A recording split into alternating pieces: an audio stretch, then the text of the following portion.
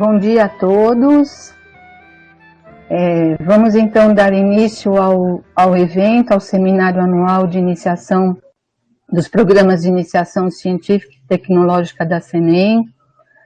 Esse ano tem sido um ano muito atípico, a gente teve muitos desafios, muitas dificuldades. Nós tivemos que nos reinventar em todos os sentidos, desde as aulas, as reuniões passaram a ser online, e para cumprir com a obrigação perante o CNPq, nós conseguimos realizar, eu estou muito feliz de conseguir realizar esse evento. Vamos fazer da melhor maneira possível e esperamos que tudo corra bem dentro do possível. Essa questão da pandemia, esse isolamento social, ele afeta principalmente os alunos de iniciação científica e tecnológica, para quem a interação, aquela proximidade com os orientadores, nos laboratórios, na discussão de resultados, inclusive na redação de relatório, de participações em evento, ficou muito comprometida. Mesmo assim, os alunos que já tinham, muitos renovaram a bolsa, outros já estavam até há mais tempo, então eles têm o que apresentar, superando as dificuldades, conseguiram manter contato com seus orientadores e vão fazer as apresentações aqui a partir do período da tarde de hoje e amanhã no período da manhã e da tarde. Então, essa superação ela é para todo mundo. O evento ele costumava ser presencialmente no IPEM, com a vinda dos estudantes dos outros institutos vinculados à CENEM que participam do programa. Então, a gente tem alunos do Rio de Janeiro, de Minas Gerais, de Goiás e de Pernambuco. E era um congraçamento, apesar de só alguns alunos poderem vir, era um evento assim, muito vibrante, com muita interação. Mas a gente vai fazer dessa maneira neste ano, esperamos que dê certo da mesma forma, e agora eu vou chamar para abrir o evento em nome do IPEM a doutora Isolda Costa, que é coordenadora dos programas de ensino, de pesquisa, desenvolvimento e ensino do IPEM, para fazer a abertura em nome da instituição. Um bom dia e boas-vindas a todos. Com prazer e grande satisfação que abrimos o seminário anual PIBIC, PROBIC PIBIT 2020, pela primeira vez realizado de forma virtual. Este seminário ele foi organizado com muito empenho e dedicação por sua coordenadora, a doutora Marta Vieira, e de sua equipe, a quem agradecemos a dedicação, e essa dedicação vem ocorrendo ao longo de tantos anos no programa. O Programa Institucional de Bolsa de Iniciação Científica ele foi criado na década de 1980 pelo CNPq, com o objetivo de despertar vocação científica e para prospectar e incentivar talentos potenciais para se tornarem pesquisadores entre os estudantes de pós-graduação. No IPEM, o programa PIBIC ele teve início em 1994, inicialmente com uma cota de 30 bolsas. Desde então, ele já preparou mais de 450 alunos. Muitos dos egressos do programa, eles ingressaram na pós-graduação, o que é uma prova do sucesso do programa. A partir de 2003, o seminário anual ele passou a ser institucional da CENEM, com a participação sendo estendida a outros institutos vinculados à CENEM. Inicialmente foram o CDTN, o CRCN Nordeste, o IEM e o IRD. No mesmo ano, a CENEM criou o Programa de Bolsas de Iniciação Científica, o PROBIC, e passou a conceder cotas próprias de bolsas. Inicialmente foram 30 bolsas. Nessa época, a cota de bolsas financiadas pelo CNPq era de 59. Desde então, os seminários de avaliação, eles têm sido realizados como eventos de integração, com a participação de alunos de Minas Gerais, no caso o CDTN, no Rio de Janeiro, o IRD, o de Recife também, o CRCN Nordeste, e atualmente nós temos também a participação do LAPOC e do CRCN do Centro-Oeste, todas estas unidades vinculadas à CENEM. Desde 2010, a CENEM ela participa também do Programa Institucional de Bolsa de Iniciação em Desenvolvimento Tecnológico e Inovação, que é o PIBIT do CNPq, contando com 9 bolsas nesta modalidade.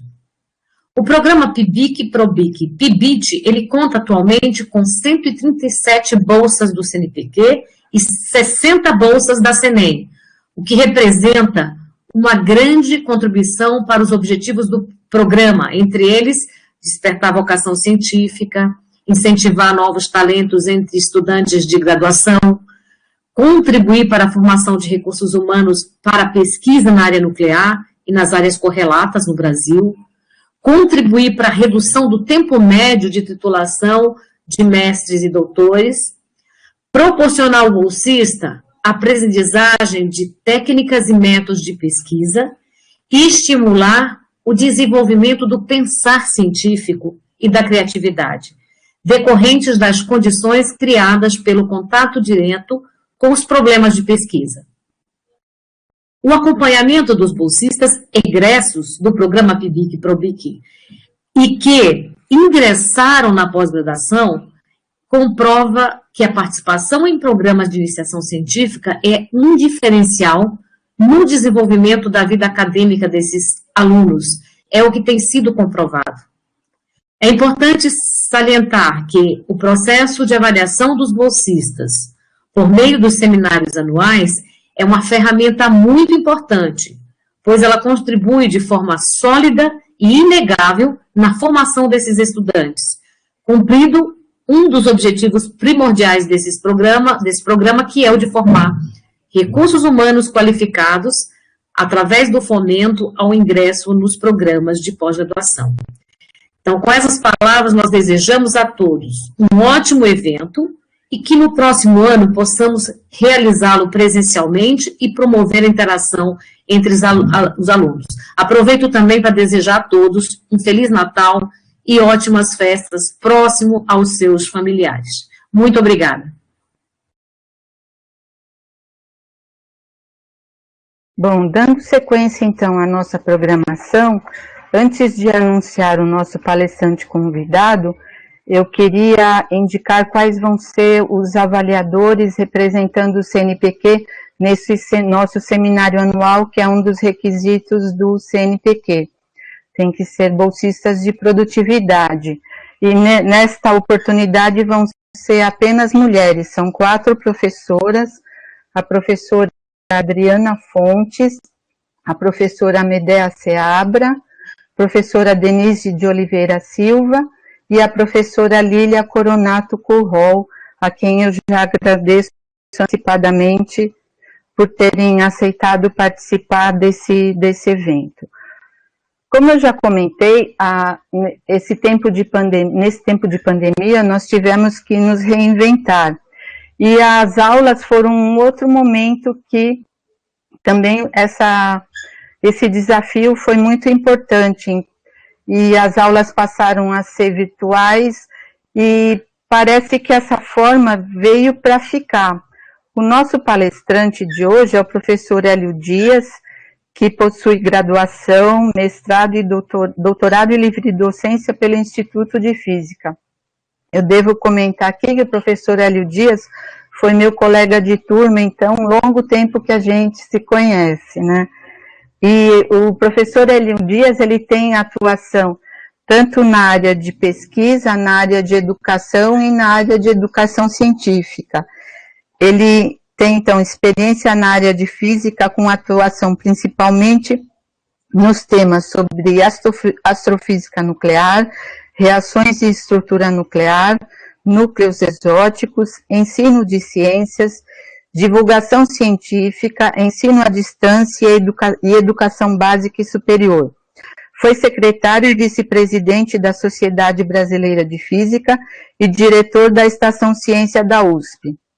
É coautor da coleção Física para Universitários, publicada em 4 volumes pela editora Magral Rio. Atualmente é professor associado do Instituto de Física da USP e preside o Instituto de Valorização da Educação e da Pesquisa do Estado de São Paulo, o IVPESP. Ele é membro do Comitê Assessor da Presidência da CAPES e também do Comitê Brasileiro de Assessoramento do International Institute for Applied Systems Analysis, da Diretoria de Relações Institucionais da CAPES. É jornalista desde 2014, especializado em educação e ciência.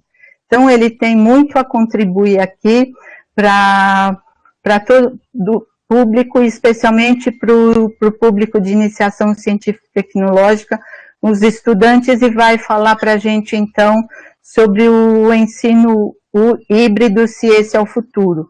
Agradeço, então, professor Hélio, por ter aceitado participar aqui do nosso evento, fazer essa palestra de abertura e abrilhantar o nosso evento. Muito obrigado.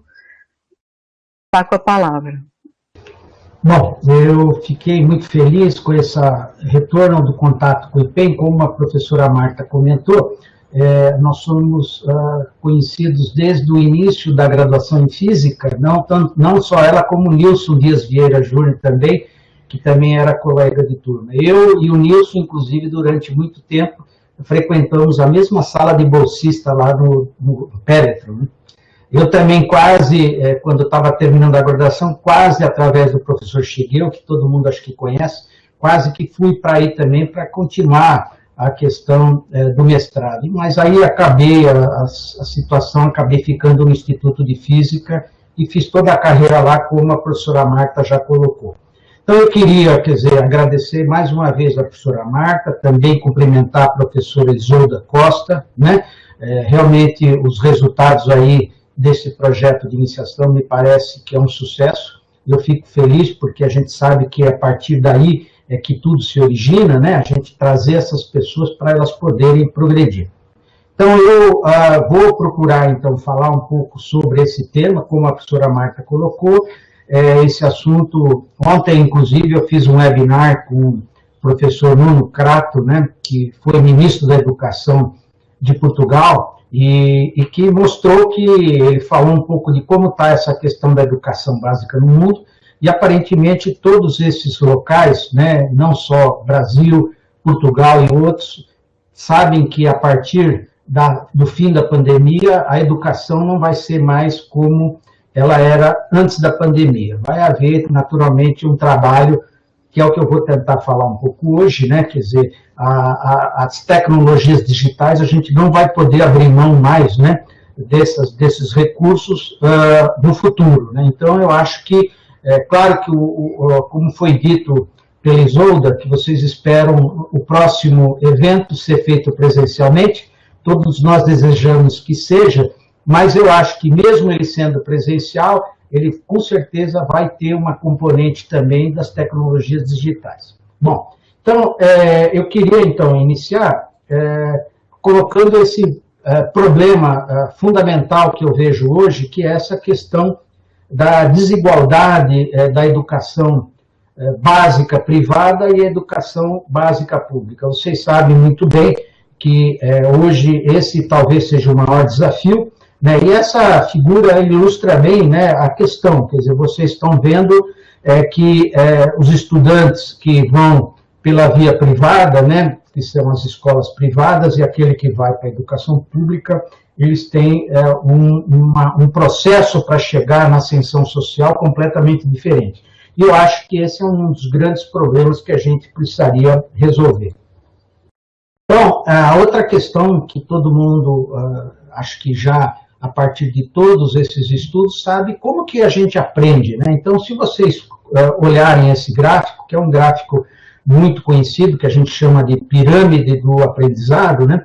É que as aulas normais, tradicionais, baseadas só em leituras, como vocês estão vendo aqui, como que essa absorção ocorre, né? Então, aí vocês vendo leitura, audiovisual, demonstração, discussão, aprender fazendo, né? Então, essa introdução de todas essas coisas são fundamentais. A gente ainda pratica uma educação que é aquela, eu acho que do século XIX, que é GIS, quadro negro, né? E a gente precisa, né? Eu, quando estive como diretor da Estação Ciência, a gente viu a importância, né, das pessoas para poder absorver os conhecimentos, aprender fazendo, né? Que vocês veem que tem uma relação de absorção de quase 75%. Então, não há dúvida que a gente precisa mudar o sistema atual, né?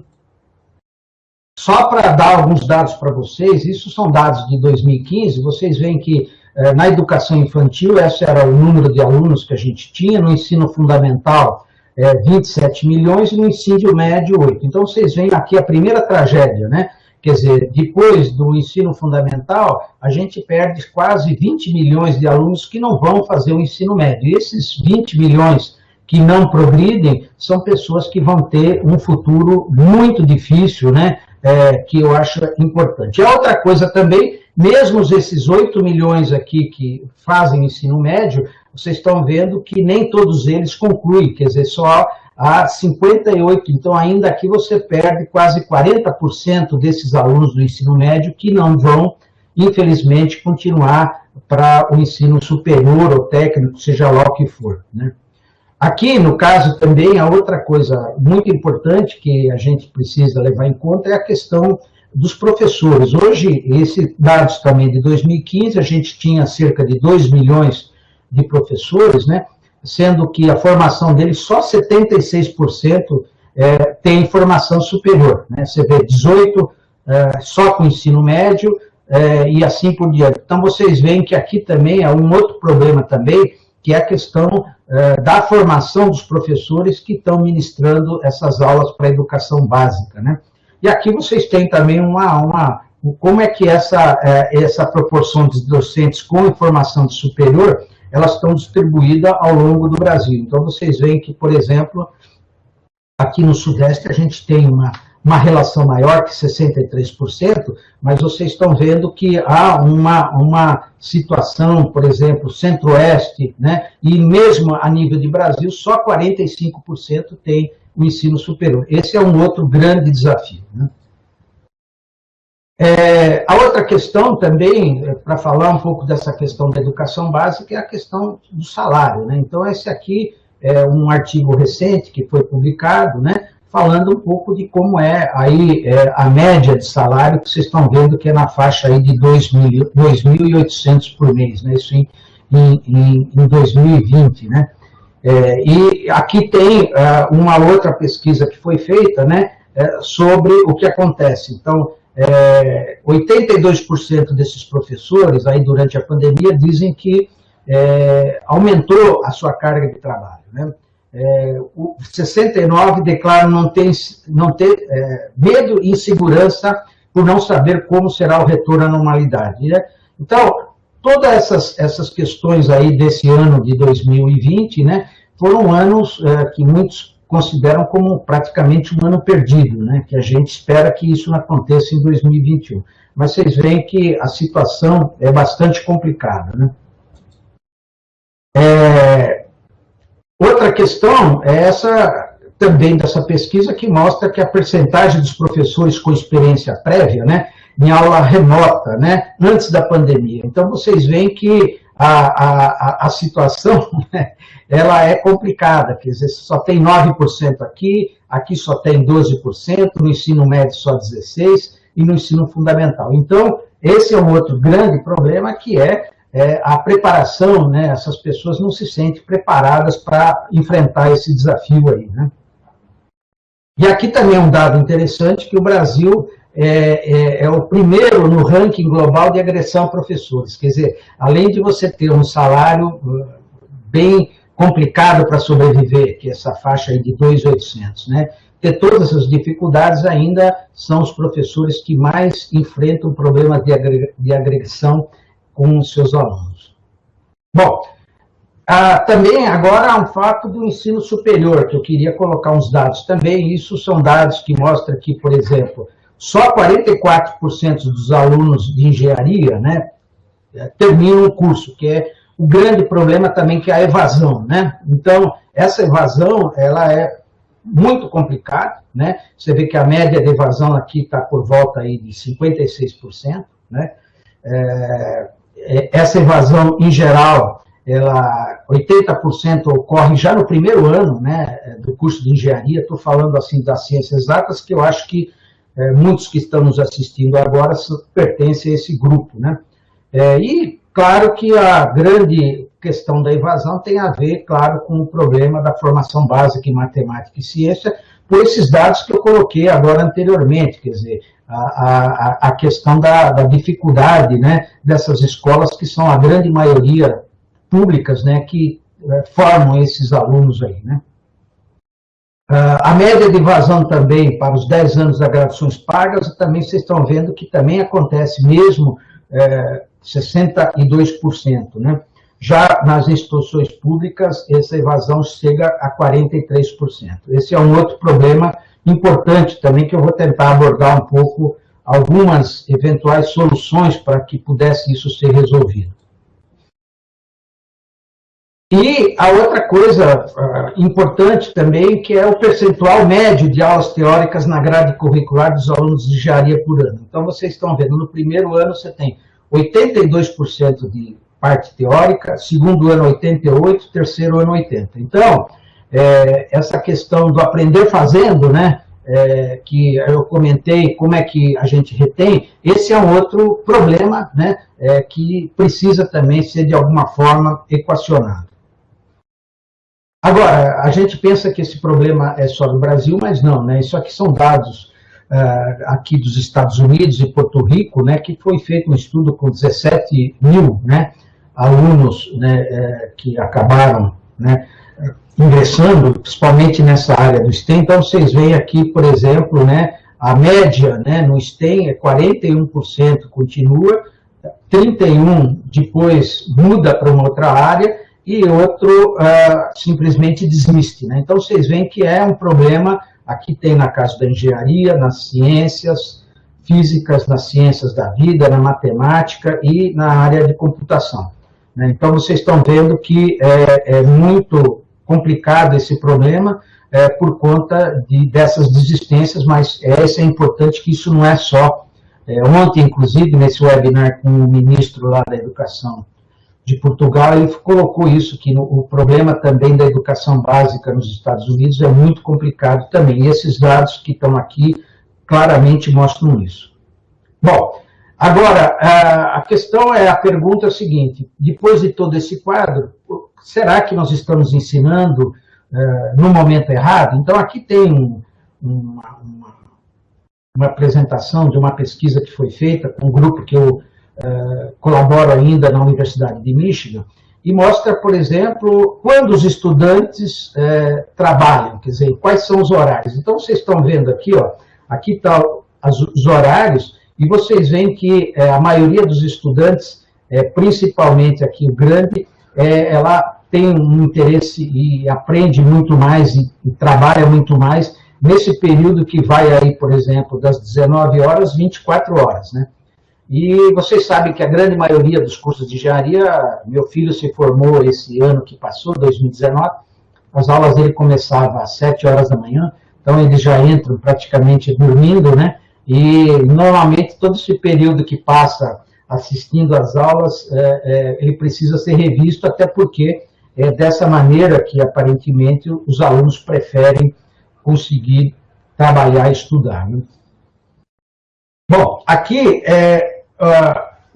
falar um pouquinho do início da EAD, quer dizer, a USP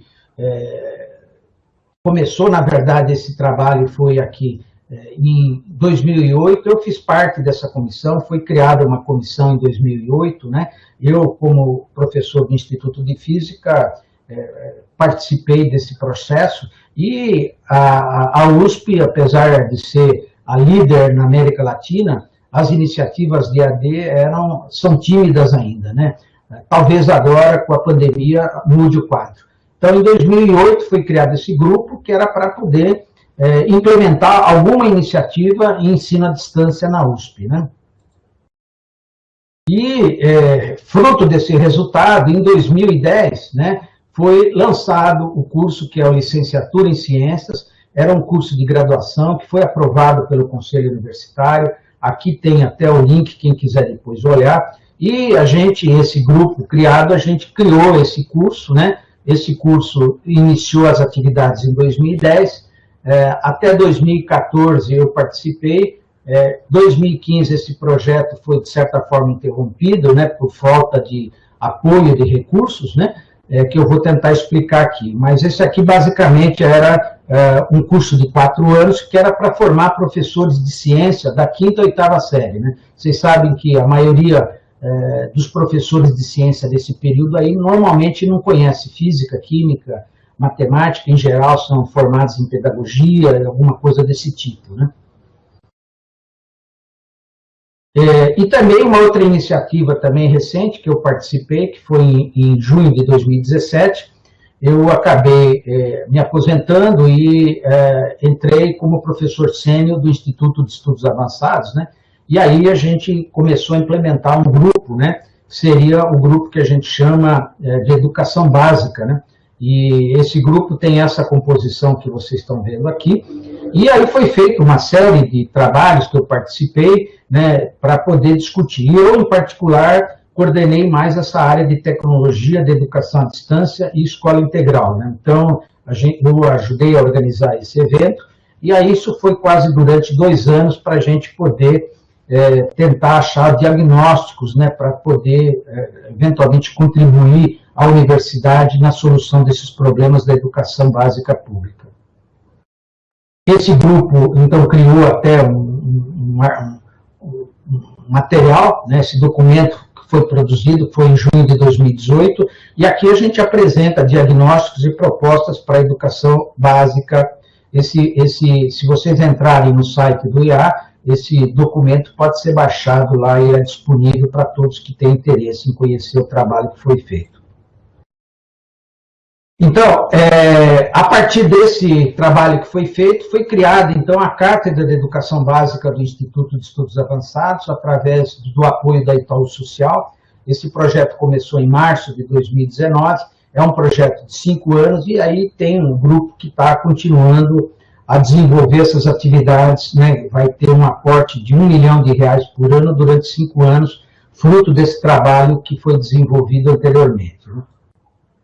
Bom, queria falar um pouquinho do que a minha participação em particular nesse projeto do curso de licenciatura em ciências. Então, durante 4 anos, eu coordenei 2 disciplinas, né, que era o Laboratório Didático 1 e 2, que era a criação de um laboratório de ciências para professores, né? Inclusive, deve estar sendo publicado esse início agora de 2021, esse livro que compacta todo o material que a gente fez durante essas 2 disciplinas aí. Então, o que esse projeto era, né? É um projeto que seriam experimentos de mecânica, ótica, eletricidade, magnetismo, fluido, calor e assim por diante, né? Então, essas aulas tiveram como foco principal a busca e desenvolvimento de processos pedagógicos que visassem a elaboração de conhecimentos teóricos a partir da prática, né, e das competências aí.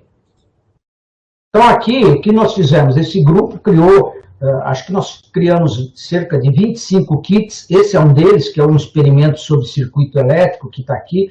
A vantagem desse laboratório era que ele podia ser feito em sala de aula, que era a ideia, era que esses professores de ciências pudessem, eventualmente, implantar alguma atividade experimental durante as suas aulas com kit simples. Isso aí cabe numa caixinha, né, é uma coisa muito simples, e que a gente procurou desenvolver. Aqui, por exemplo, seria um experimento que ilustra a questão de circuitos elétricos, por exemplo, né? Deixa eu ver aqui. Bom, a outra iniciativa que eu participei e que eu continuo através desse Instituto IVPESP, que eu faço parte, né, e é uma criação de, vamos dizer, centros de divulgação científicas municipais, né? Aqui tem uma proposta, né, onde você pode, por exemplo, discutir os principais temas hoje, como água, energia, clima, o cérebro, o universo, matéria, questão da vida, complexidade. E na parte central aqui teria um laboratório hands-on, onde as pessoas que visitassem poderiam fazer alguns experimentos simples, né, ilustrando alguns conhecimentos dessas áreas que estão aqui. Esse aqui é o livro que foi citado pela Marta no início, né, que é um livro que eu participei.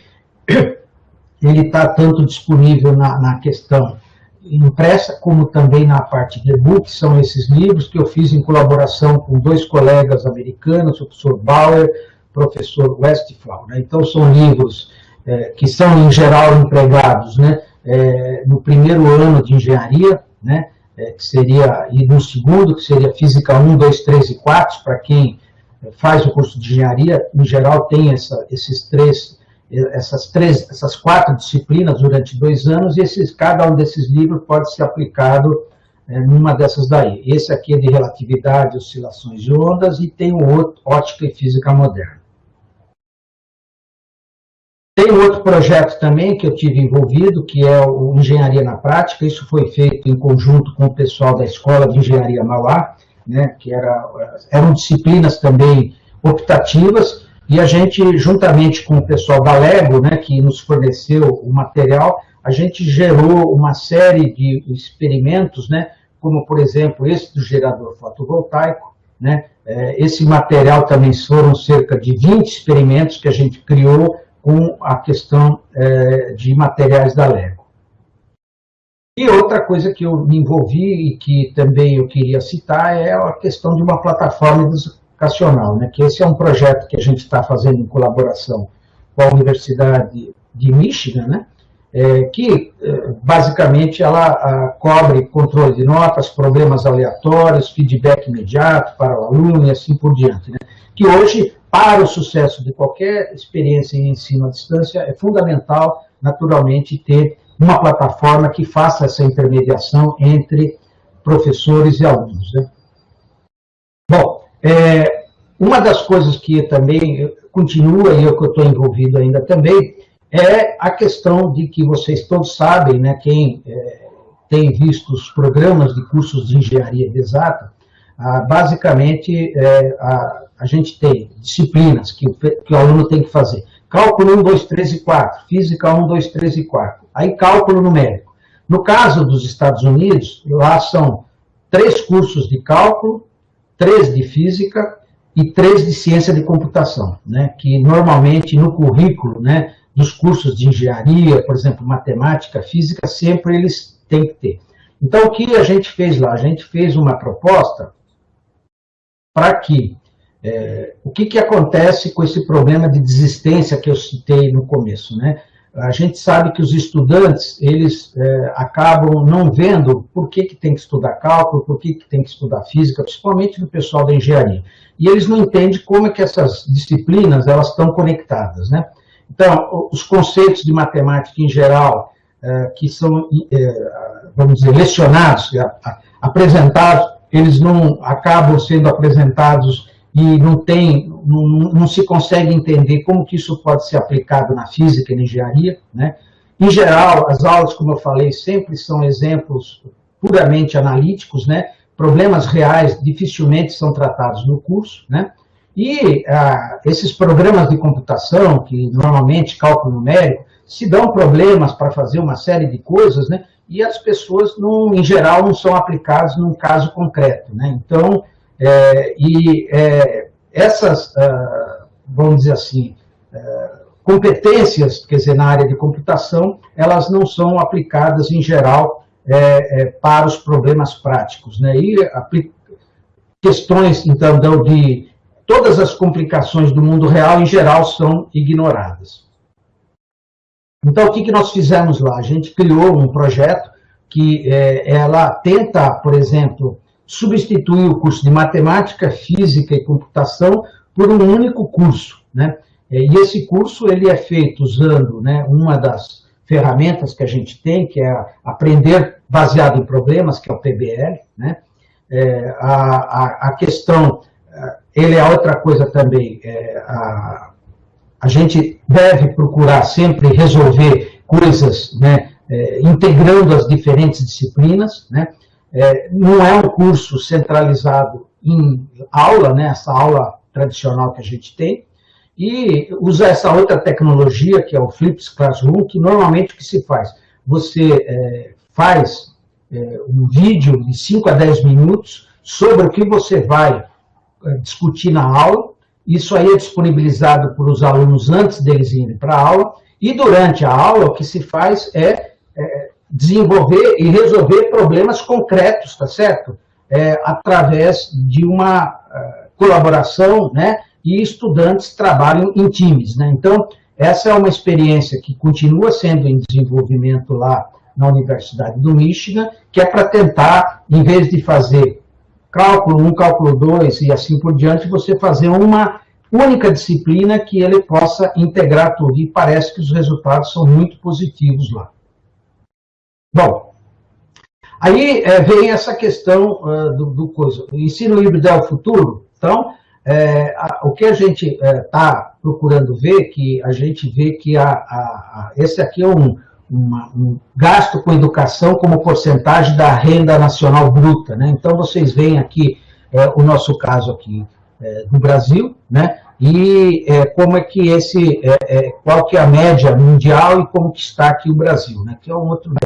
Ontem nesse webinar também, muitos países aí normalmente têm recursos muito superiores ao Brasil ou Portugal, só que eventualmente não tem resultados positivos. Então, só a questão de dinheiro não é o problema para a gente resolver a equação da educação básica. Aqui tem a taxa, né, de crescimento da educação básica entre 2005 e 2015, né? Então vocês veem que houve realmente um aumento. Aqui tem a evolução da escolaridade, população adulta, né, e produtividade do trabalho. Então vocês veem aqui que a questão a qualificação para o trabalho, aqui você tem exemplo, por exemplo, da Coreia, você tem a questão do Chile, né, e aqui a gente tem também a nossa situação do Brasil, que está por aqui assim, né? Então, esse é um outro problema, né, que é a questão da produtividade, né, quer dizer, que o Brasil tem uma produtividade muito baixa e muito disso tem a ver com a qualidade da educação que a gente tem, né?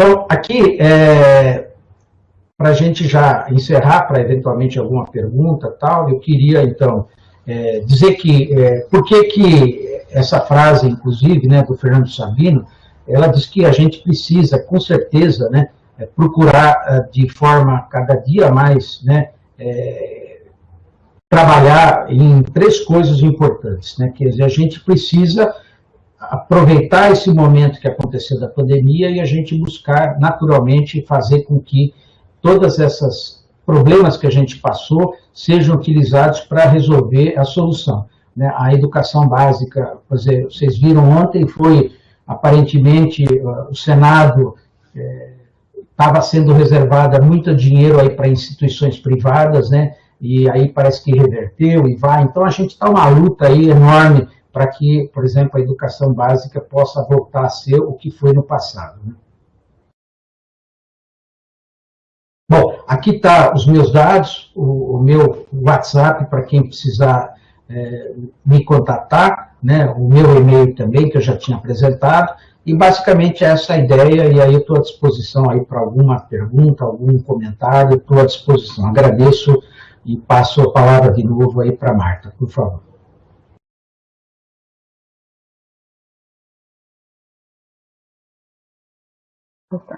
Obrigada, Hélio. Estou tentando acionar minha câmera, mas como ela não está querendo, eu vou falando. Eu esqueci a falta de prática de falar, mas as pessoas podem colocar as perguntas no bate-papo, tá? E já tem aqui um comentário do Nilson para você, Hélio. Muito boa a palestra. Como você vê a escola de período integral e a contribuição das aulas virtuais. Há contradição? Então, isso, inclusive, Nilson, obrigado aí pela pergunta. O que acontece?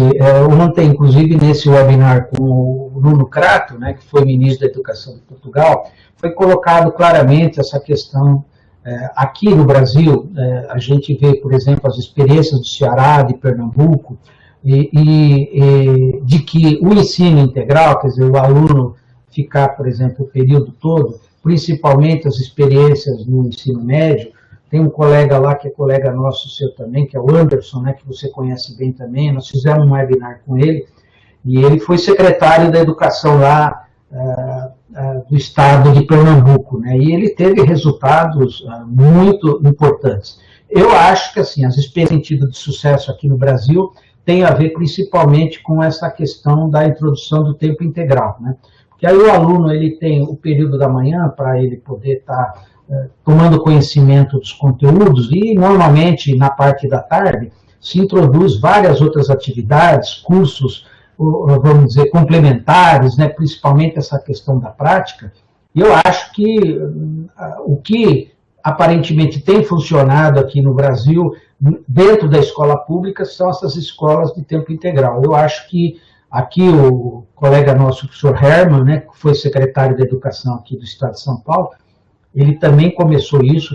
Tem já um conjunto bom de escolas aqui de tempo integral aqui da Secretaria de Educação, e parece que os resultados são bastante positivos, né? Mas o nosso desafio também é a questão do professor, como eu mostrei, a qualificação desses professores, a questão do salário, né? Que nem ontem nesse webinar lá com o pessoal de Portugal, o salário, quer dizer, dos professores lá em Portugal, eles são suficientes para a pessoa sobreviver. Aqui, em geral, o professor acaba tendo que dar aula a 2, 3 escolas. Essa é uma vantagem da escola de tempo integral, porque o professor dessas escolas, ele só fica concentrado nessa escola aí, né? Ele não tem que sair daí para ir, por exemplo, dar aula para mais 2 ou 3 escolas para poder ter um salário mais decente, né? Então, esse é um problema, né? Que precisa ser equacionado, né, a formação dos recursos humanos, né, dos professores, e dar condições para que essa pessoa possa, com certeza, sobreviver de uma forma minimamente digna, né? Obrigada, Hélio. Tem mais alguns comentários, deixa eu ver aqui que eu já me perdi, acho que você também consegue ver. A professora Isolda Costa está perguntando se conseguiremos atingir a população mais carente com o ensino híbrido. Então, essa é uma grande, vamos dizer, esperança que a gente tem, porque, assim, quando eu falei daquela experiência da USP, né, do curso de licenciatura em ciências, vocês sabem que um curso de AD de qualidade, ele precisa não só do texto, né, ele precisa de tutores, ele precisa de educadores, ele precisa de pessoas para, uma vez que o professor tem o conteúdo, né, tem que ter alguém, que é o que a gente chama de design instrucional, que tem que fazer adaptação desse material para ele poder estar entrando dentro de uma plataforma. Então, assim, quando você faz um ensino de qualidade, o ensino à distância, ele é bastante custoso. Essa interrupção que ocorreu em 2015, porque todo o projeto, esse do curso de licenciatura, foi uma parceria entre a USP e a Univesp, né? Na época era o professor Carlos Vogt. E eles, então, fizeram um convênio, então a contratação de educadores, tutores, quem desenvolve os vídeos, você precisa fazer um vídeo de qualidade, você precisa ter profissional. Em geral, a universidade não tem esse perfil dessas pessoas, né? Você tem, por exemplo, eu estava na física, existem funcionários que trabalham ligados a um determinado laboratório, alguma coisa, mas você não tem gente desse perfil. Então, esse curso, inclusive, foi interrompido porque, a partir de 2015, o convênio com a Univesp acabou, que não tinha mais dinheiro, e aí esse curso, inclusive, já foi desativado. Então, eu acho que, assim, sendo feita uma coisa de qualidade, eu não tenho dúvida, pela dimensão que o Brasil possui, né, essa grandiosidade, levar palestra, levar material produzido por pessoas de alto nível para essas pessoas através desse tipo de ferramenta, eu acho que sim, pode colaborar e ajudar muito na minha visão, desde que seja feito de qualidade, né? Tenho aqui uma pergunta do Paulo Urbano Ávila. Quais dicas você daria para o projeto, desenvolvimento, construção e comercialização de kits didáticos?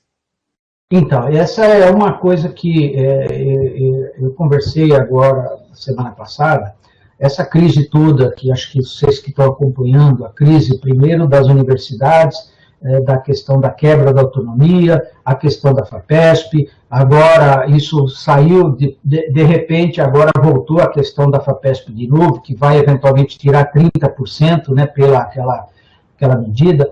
E uma das coisas que a gente entende que pode ajudar é realmente investir muito no conhecimento científico, né? Fazer com que maior parte da população possa naturalmente ter mais conhecimentos da importância da ciência e da pesquisa, né? E isso, esses kits, né, que a gente colocou, podia ser, com certeza, uma ferramenta importante, né? Porque a questão, como eu falei, a grande maioria das aulas são totalmente teóricas, né? Não tem experimentos, laboratórios.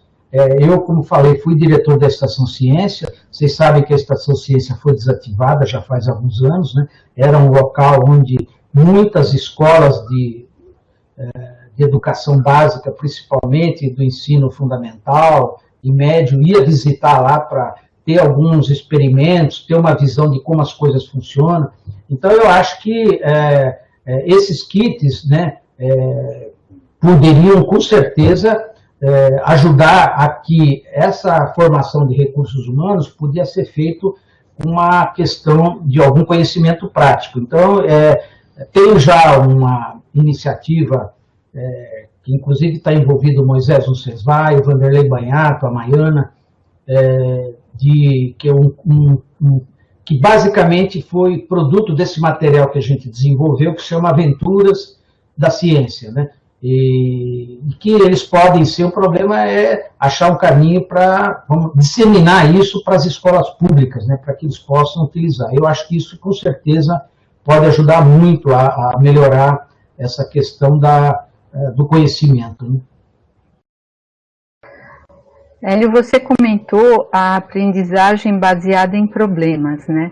Eu ministro na pós-graduação a disciplina Preparação Pedagógica para o aprimoramento do ensino de ciências, né? E esse é um dos tópicos que a gente abrange. A gente sabe que seria o ideal, né? Inclusive aquela disciplina integrada, porque realmente a gente sabe que o ensino, as aulas tradicionais, e você vê no curso superior os alunos não enxergam a necessidade, né? Mas é que, por exemplo, a aprendizagem baseada em problemas precisa de um esforço de muitos atores, de muitas áreas de formação, né? Um exemplo que eu sei é o da Universidade de Medicina de Marília, o MEMA, que numa ocasião a gente tinha uma aluna que tinha cursado acho que 2 ou 3 anos de medicina e ela mudou para, acho que para física. E aí ela se propôs, ela fez uma apresentação lá dentro da disciplina sobre a experiência. É sensacional, só que é para um número restrito de alunos, né? Exige muito envolvimento, inclusive dos tutores, né? Você acha que você tem, além desse que citou, você conhece outros exemplos aqui no Brasil e qual seria a perspectiva de uma implementação mais abrangente desse modelo de aprendizagem? Até o grupo em Lorena, na USP de Lorena, né, que até algumas pessoas fazem parte do nosso grupo, que tem feito esse tipo de trabalho, né? Inclusive, eles mudaram as salas já não são mais como as salas que a gente tem com carteiras, você tem um conjunto de mesas, cada mesa lá tem possibilidade de 6, 7 alunos estarem dentro de uma mesa, aí você dentro do espaço, você coloca várias televisões, vários monitores, né? E aí a questão de procurar, como eu falei, né, ter desenvolvimento de problemas que possam fazer essa integração entre as 3 disciplinas. E eu sei que existem, eu acho que na Poli tem já algum pessoal fazendo isso, O problema, você, Marta, como o próprio Nilson também, sabe que assim, a questão do ensino dentro da USP, Unicamp e Unesp, ela é uma, vamos dizer assim, a gente empurra com a barriga, né? A gente, como a gente fala, né? A gente faz o feijão com arroz que a gente precisa e a grande parte do tempo é voltada para orientar alunos, para você desenvolver o seu grupo de pesquisa. Então, essa é outra dificuldade, porque essas experiências acho que não propagam, porque hoje a carreira para você ascender dentro dessas universidades, e acho que da maioria, é baseada na publicação de papers, né? Então, assim, você desenvolver uma experiência como essa que você citou dessa professora lá em Marília, ela faz porque ela gosta, entendeu? Mas ela sabe que isso dificilmente vai ser considerado na progressão dela dentro de uma dessas instituições, né? Então, isso você conhece bem, o Nilson também, o Vanderlei Banhato, que é uma pessoa que também procura, da melhor maneira, aí, fazer um grande trabalho. Hoje, o que ajudou também é que esses projetos FAPESP e tal, quando o cara ganha algum dinheiro, ele é obrigado, a parte desses recursos, dedicar à divulgação científica, explicar, isso melhorou um pouco. O CNPq também, nas bolsas de produtividade, você colocou aí que as 4 pessoas que vão fazer aí a análise são pessoas que o critério é que ela tem que ter produtividade em pesquisa, ou seja, ela tem que ter aí uma média de publicação, em geral, 1, 2 artigos por ano, né? Quer dizer, normalmente se renova a cada 3 anos, mas o critério, em geral, para você ter a bolsa, eu fui do comitê assessor de física durante um bom tempo, né? E a gente sabe que, desde há muito tempo atrás, os critérios são basicamente esses daí. Então, acho que isso, se a gente conseguisse achar caminhos para valorizar essas iniciativas, talvez a gente teria mais como, vamos dizer, consultar outras experiências de sucesso, viu, Marta? Eu acho que esse é o caminho. Não, realmente nessa disciplina a gente comenta que os professores, eles são contratados para dar aula na graduação, mas são avaliados pelo seu desempenho na pós, pela produção científica, pelo número de alunos que orientam mestrado e doutorado, né? Então, eu já vi. Aqui tem uma pergunta do Dr. Calvo, que é o nosso superintendente, que daqui a pouco até vai falar, até se ele quiser falar, não sei se, acho que ele não está habilitado ainda, mas eu vou pedir para o Calil falar com o professor Calvo para habilitar a entrada. Nilson. E a pergunta do Dr. Calvo é como o IPEM pode participar e contribuir nesse projeto com o IVPESP em prol da melhoria da educação básica no país? Eu desde já queria convidar o professor Wilson para participar do nosso grupo aí. Nosso grupo hoje tem quase 400 pesquisadores, o Nilson já faz parte, a Marta, e a ideia é essa daí. Eu acho que assim, ninguém tem aí a luz no fim do túnel ainda, né? É um problema complexo, né? Esses problemas que a gente passou desde o ano retrasado, né? Quando foi feita aquela auditoria nas universidades, que vocês se lembram, né? Que a USP foi feita aí dentro da Lespe para fazer investigação, acabou não dando em nada, né, viu que a gente não tinha feito nada de irregular.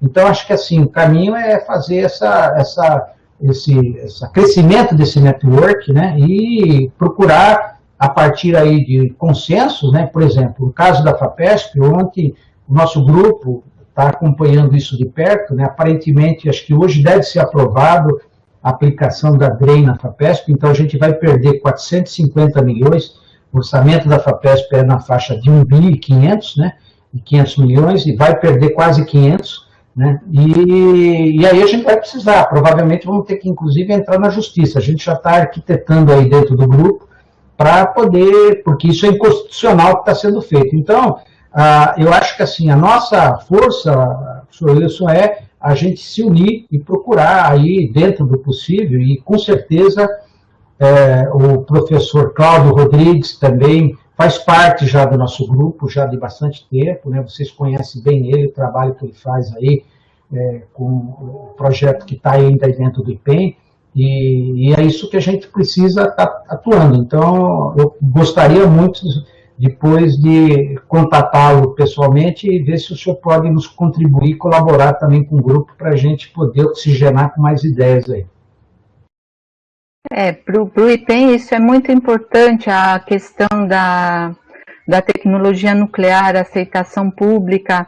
A gente tem alguns trabalhos, tem um professor Roberto Vicente, que tem uma atuação muito próxima com professores de ensino médio e educação básica, e até na última semana, antes da gente começar o trabalho remoto, eu tive uma reunião com representantes de escolas públicas, que a gente estava tentando fazer até um projeto mais institucional, não ser só iniciativas pontuais, mas tentar estabelecer. Foi justamente quando começou a pandemia. Mas eu acho que, assim, a abordagem da questão da tecnologia nuclear, da energia nuclear, a gente sabe que os radiofármacos, toda essa parte é muito importante, por onde a gente consegue aceitação pública, mas, assim, num primeiro momento, sempre o que se lembra quando se fala de energia nuclear, tecnologia nuclear, é o aspecto negativo. E a gente tem sempre essa intenção, então acho que esse também seria um caminho de a gente tem uma exposição que agora está na biblioteca do IPEM, que quando a gente tem os eventos presenciais consegue mostrar bastante as aplicações. Eu acho que por aí seria um caminho também. Só para te colocar, Marta, eu tenho um contato muito estreito com uma grande empresa na Alemanha que desenvolve espaços de divulgação científica, e lá é normal.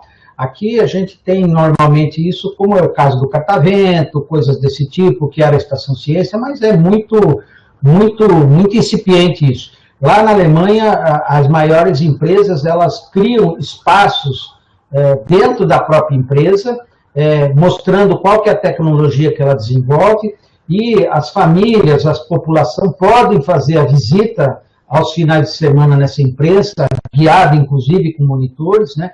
E acho que esse trabalho que você falou do IPEM, né, que já existe, já uma exposição aí, é fundamental, quer dizer, fazer com que esse espaço possa ser, né, utilizado pela sociedade, fazer uma divulgação, porque o professor Leonan, como você sabe, faz parte do grupo já, nós fizemos recente um webinar com ele, né, e que ele está lá lutando lá para fazer com que Angra 3 consiga decolar, né, mas a gente tem aquele projeto importante, que é o multipropósito, né, que está, infelizmente, parado, né, ele já seria um projeto fundamental também, e que precisa lutar, como aconteceu agora com o Sirius, né, que conseguiu, de alguma forma, vencer esses obstáculos e está, aparentemente, em funcionamento, mas eu acho que nessa área aí, que é fundamental para o país, né, e ela está sempre... Tem, inclusive, um deputado que atuou muito contrariamente a essa questão, que é o deputado Carlão, né, que é o atual líder do governo, que bloqueou muitas vezes esses projetos aí, dessa questão de aplicação de radioisótopos, tal, que é fundamental para o país. Então, eu acho que, assim, a gente tem que se unir e procurar colocar isso e mostrar a importância para a sociedade, né, para convencer, inclusive, as pessoas que decidem sobre as verbas. Né? Porque o caminho é pela educação, né? Porque a gente vai conseguir mudar a cultura pela educação, que aí pode chegar nas famílias, mas o caminho é esse. Passar, então, agora a palavra para o Dr. Wilson Calvo, superintendente do IPEM. Oi, Marta. Está me ouvindo? Sim, pode falar, estamos ouvindo. Muito obrigado, Marta. Primeiro, desejar bom dia a todos, né? Parabenizar a Marta e toda a equipe que trabalhou nessa organização, né? Desse programa nosso institucional de bolsas de iniciação científica, né? Do PIBIC, do PROBIC, PIBIT, né, que a gente vê que tem as edições aí, 16ª edição, 17ª e a 10ª edição. Então já é uma tradição reunir, né, as instituições da Comissão Nacional de Energia Nuclear, os institutos, né? O Centro Tecnológico da Marinha em São Paulo também sempre participa conosco, né? E parabenizar realmente pelo esforço aí e nesse desafio, né, de realizar esse ano para nós também de forma online, como foi, né, os outros eventos aí que a gente tem participado e assistido, mas realmente é um aprendizado aí para todos nós, né? Acho que nesse momento de desafio é que nós buscamos soluções aí criativas, né, inovadoras, para um melhor resultado, né?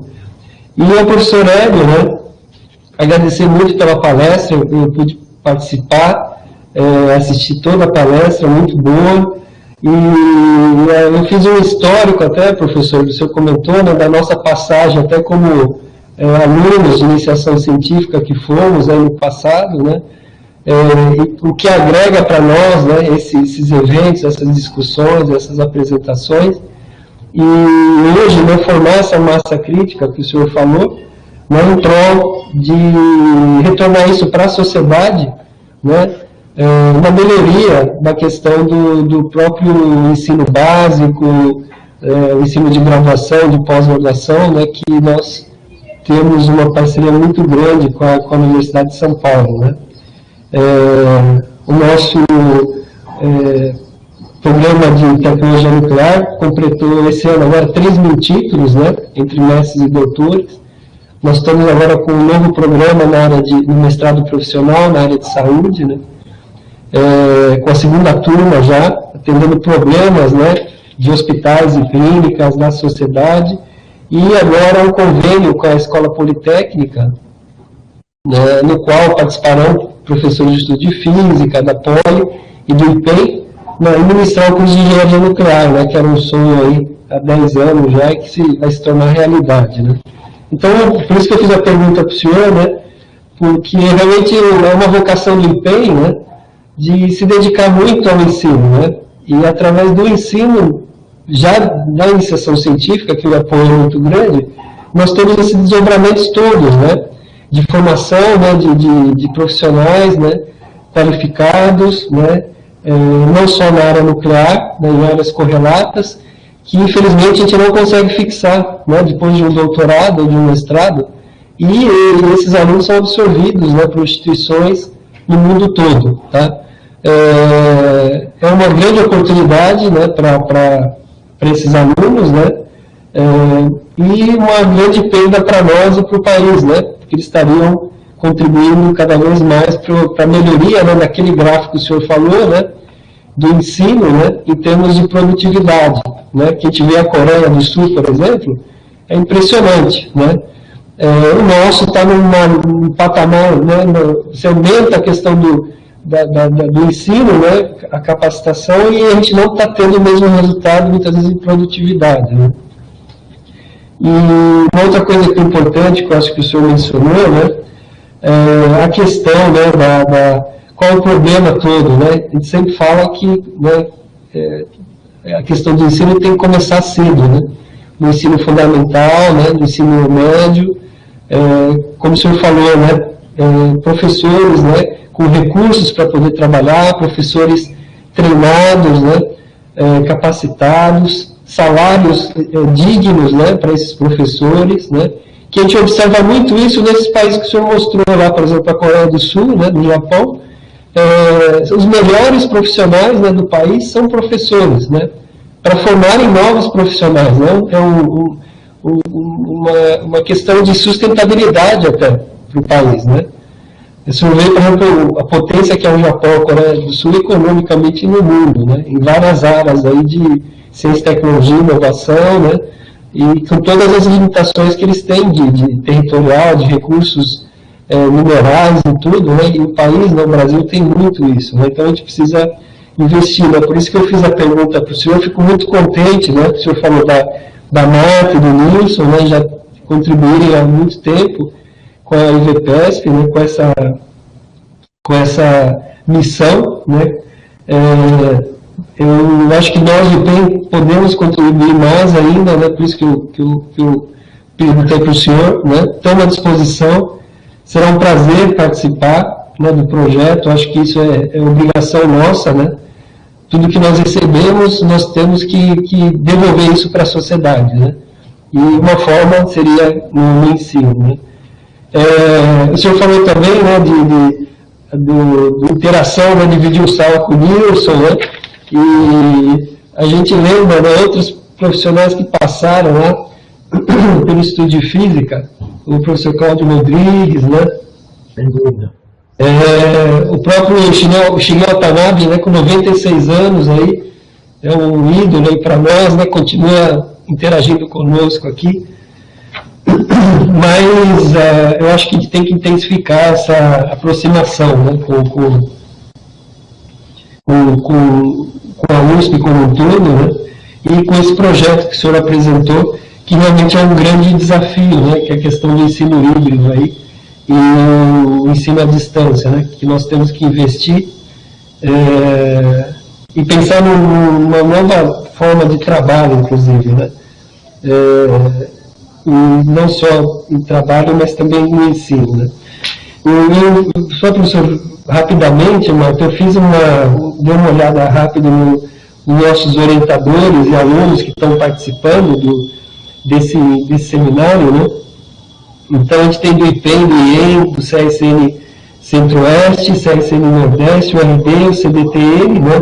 Historicamente o CTMSP participa, e os temas, né, o professor ele comentou até, né, são temas de impacto, né, de projetos de arraste para o país, né, onde eu vi a parte de radiação de alimentos, né, a parte de radiofármacos, tomografia computadorizada, a parte de reatores de pesquisa, combustíveis nucleares, biotecnologia, nanotecnologia, né? Então a gente vê que os alunos e orientadores têm se dedicado muito aí aos temas, né, importantes ao país, né, que eu acho que nesse momento de pandemia, né, o professor comentou inclusive, eu acho que essa é o que faz a diferença, né? Ciência, tecnologia, inovação e o ensino, né? São os grandes responsáveis por soluções, né, de problemas que a sociedade precisa com que a gente atue, né, de forma rápida, né, e clara, e o ensino, com certeza, é parte dessa solução, né, nessa formação, nessa capacitação, né.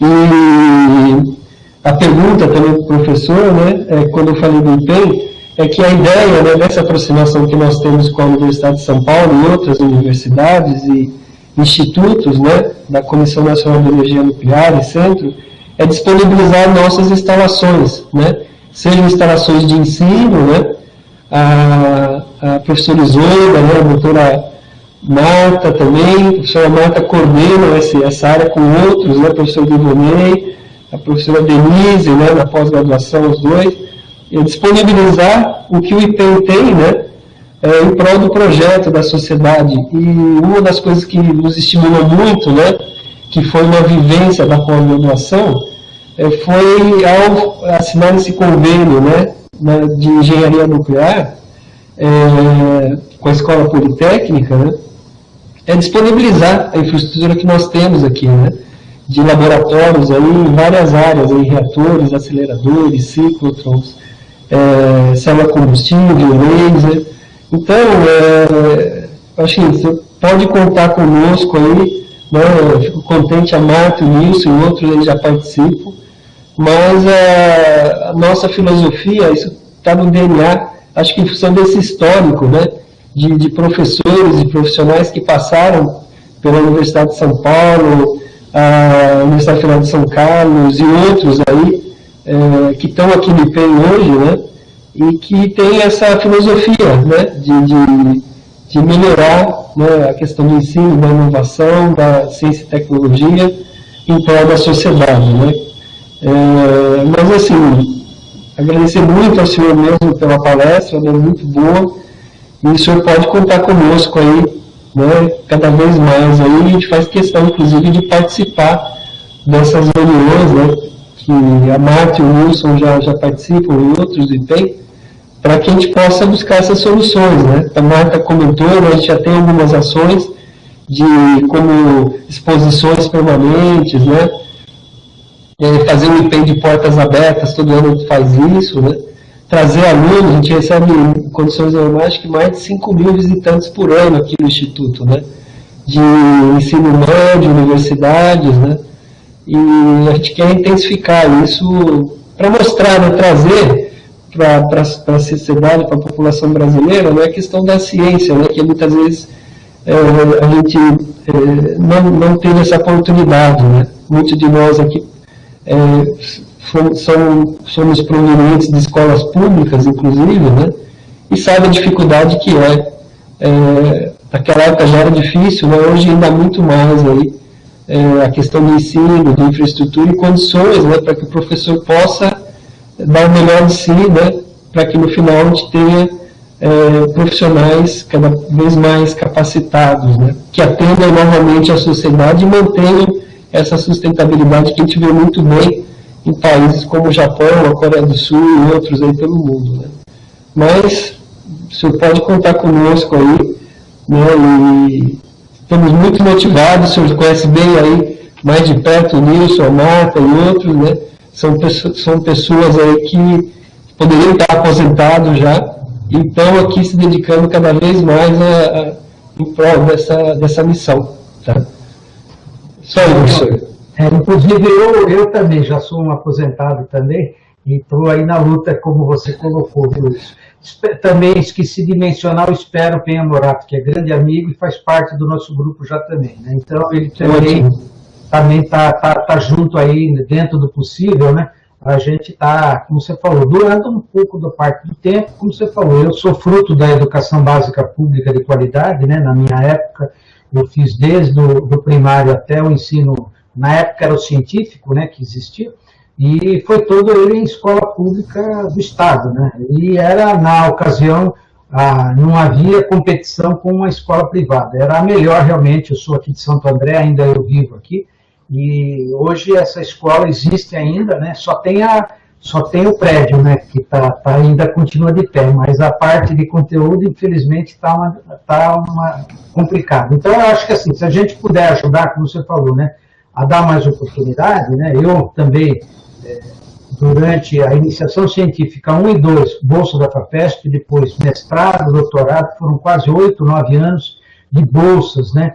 Que se não fosse essas bolsas, talvez eu não seria o que sou hoje. Isso graças à FAPESP. E a FAPESP hoje está também sob uma grande ameaça aí, né? Então, a gente tem que continuar ajudando a preservar essas questões, porque, como ajudou a mim, a você, a Marta, o Nilson, a gente tem que dar oportunidade para outras pessoas para chegar lá, né?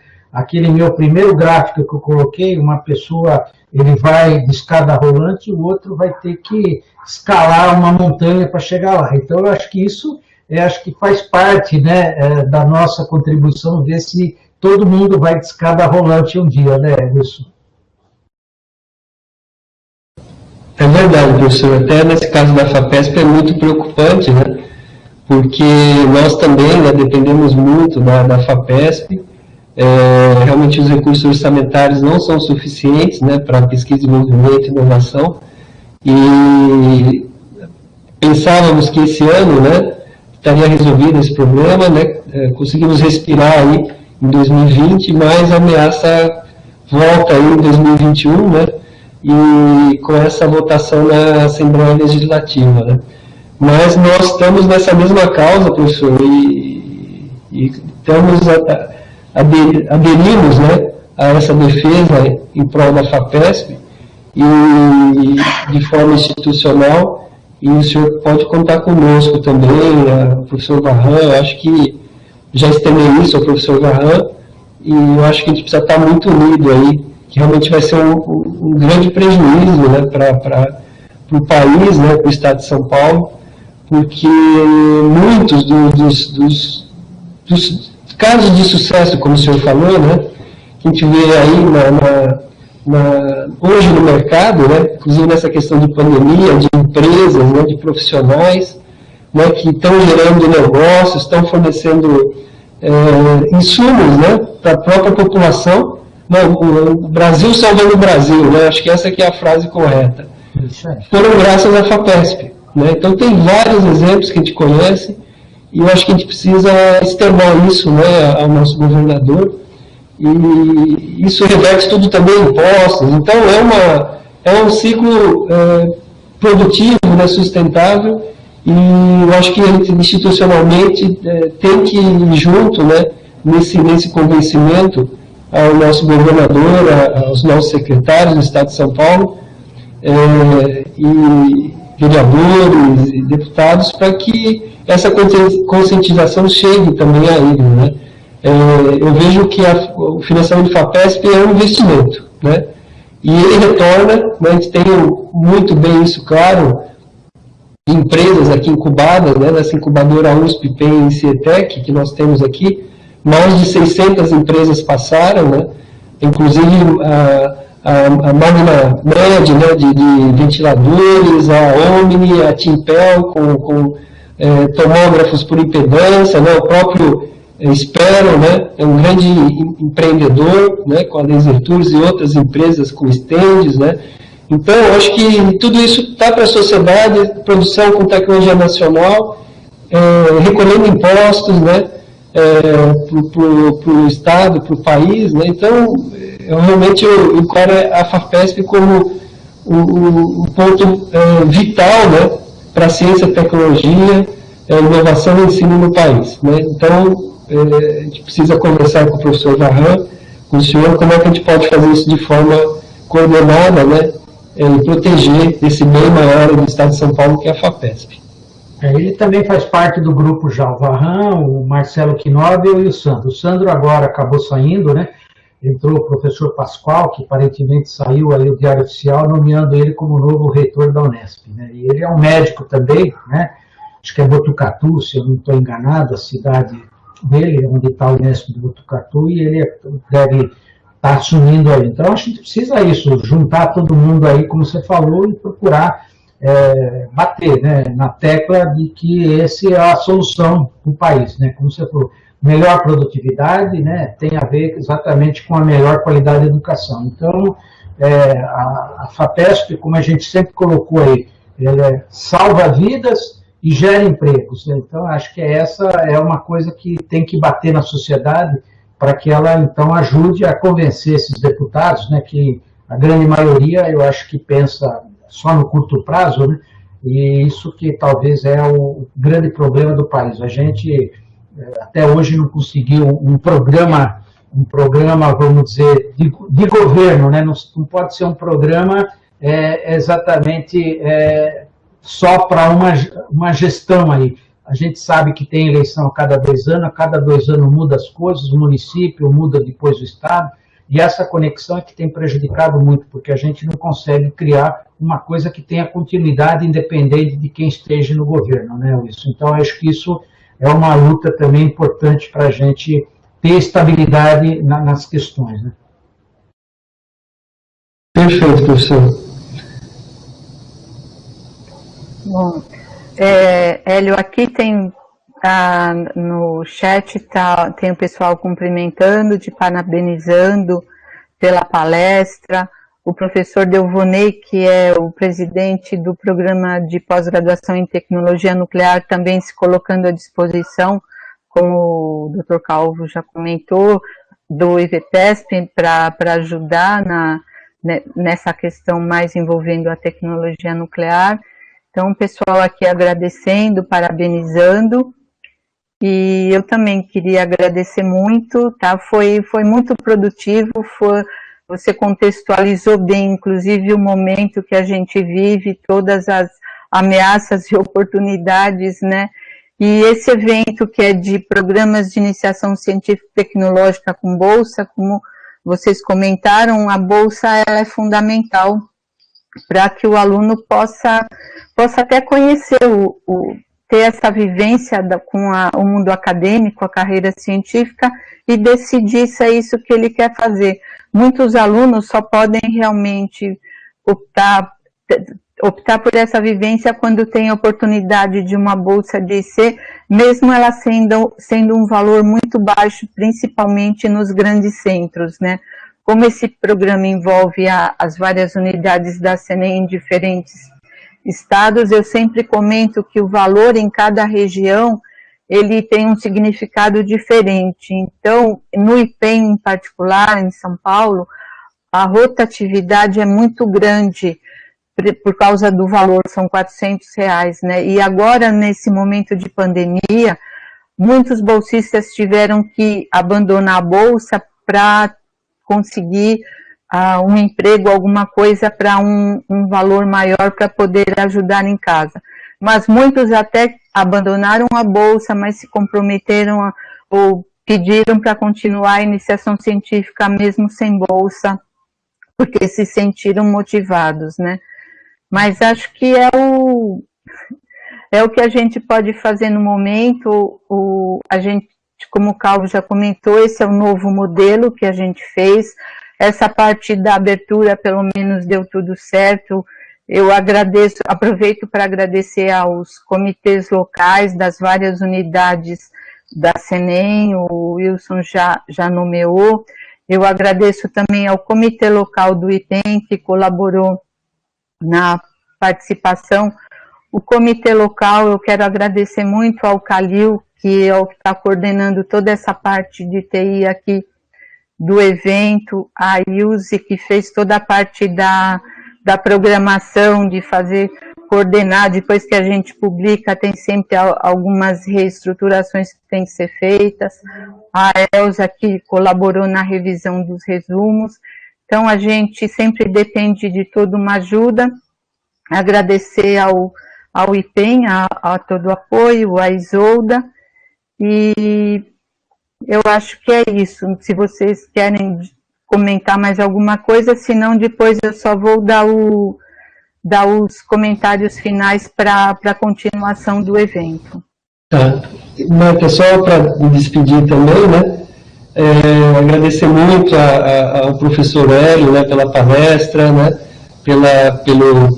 pelo ensinamento aí que foi transmitido a nós, né, reforçar que nós estamos inteiramente à disposição, né, do projeto, né, queremos trabalhar nele, a nossa missão, né, agradecer muito aí a você, Marta, a todos que você nomeou aí, ao Carinho, a Elza, a Ilse, né, todos os orientadores e alunos, né, que participam, né, seja do IPEM, das outras unidades da Comissão Nacional de Energia Nuclear, e desejar sucesso, né, no dia de hoje, à tarde, que nós já vamos começar as apresentações, né, amanhã também, e eu acho que é um modelo que a gente tem que estudar, né, como a Marta comentou. Pode ser que no futuro, né, os que não puderem estar presentes, a gente possa fazer um misto, né, de presencial com remoto, né, que tem dado muito certo, e desejar muito sucesso a todos aí, e falar com o professor Hélio que nós vamos conversar, inclusive, com o professor Varran, nessa busca aí pela FAPESP, aí, que eu acho que é vital para todos nós, e principalmente ao nosso ensino no país. Aí, tá? Sucesso, obrigado a todos aí, e bom trabalho. Eu também queria, então, aproveitar para também agradecer o senhor Wilson, a Marta, todo mundo aí que nos ajudou nesse evento. Fico muito feliz de poder estar reencontrando amigos de longa data. Espero poder realmente que a gente possa dar continuidade, e desejo a todos também aí um Natal, um bom ano, com pandemia mesmo, mas a gente está esperançoso que 2021, com uma vacina segura, eficaz, né, a gente consiga realmente sair desse momento difícil que a gente se encontra. Então, queria dar um abraço a todos, obrigado mais uma vez, e espero poder ser convidado no futuro novamente. Um grande abraço a todos. Obrigado. Com certeza convidaremos, Hélio. Foi muito pelos comentários aqui, todo mundo agradecendo muito. Foi muito interessante, foi muito relevante as tuas abordagens, e bem no momento certo, né? Inclusive do contexto político, toda essa questão da FAPESP, eu acho que todos temos que estar atentos, tá? Mais uma vez, muito obrigado por você de pronto ter aceitado fazer essa palestra. Então, que é sempre um momento de de compartilhamento aqui com todos os alunos, os orientadores e toda a comunidade do IPEM. Então, agradeço mais uma vez, retribuo também os votos de um bom Natal, um ótimo Ano Novo e todo mundo se cuidando, né, para que continuemos e possamos estar juntos mais à frente, tá? Ok, então, vou sair então, posso sair? Pode sair. Muito obrigada, Hélio. Obrigado, um abraço. Abraço, tchau, tchau. Obrigado, professor, um abraço. Bom, o evento então continua, as apresentações orais vão ter início às 13h30 e as sessões hoje e amanhã vão ser um pouco longas, que por conta de facilitar a organização, a gente não fez sessões paralelas como a gente costuma fazer quando o evento é presencial. Então, as sessões são um pouco longas, mas as pessoas assistam na medida do possível. A gente conta com a participação de vocês e conta com a compreensão. Na parte das apresentações, os alunos vão ter que colocar as apresentações. Nesse aspecto vai ser um momento novo, mas eu acho que vai dar certo. O Calil já fez deixou à disposição a sala para treinamento e tal, mas a gente conta com, acho que vai dar tudo certo, os percalços serão superados, mas enfim, a gente está conseguindo cumprir com a nossa parte com o CNPq, que é a realização do seminário anual. Então, agradecer mais uma vez a todos os envolvidos, agradecer a Isolda, ao Calvo aí pela participação e desejar também sucesso a todos que vão participar do evento, vão fazer as apresentações e a gente retoma então às 13h30. Obrigada. Doutora Marta, posso falar rapidinho? Claro, aproveita aí. Isso, eu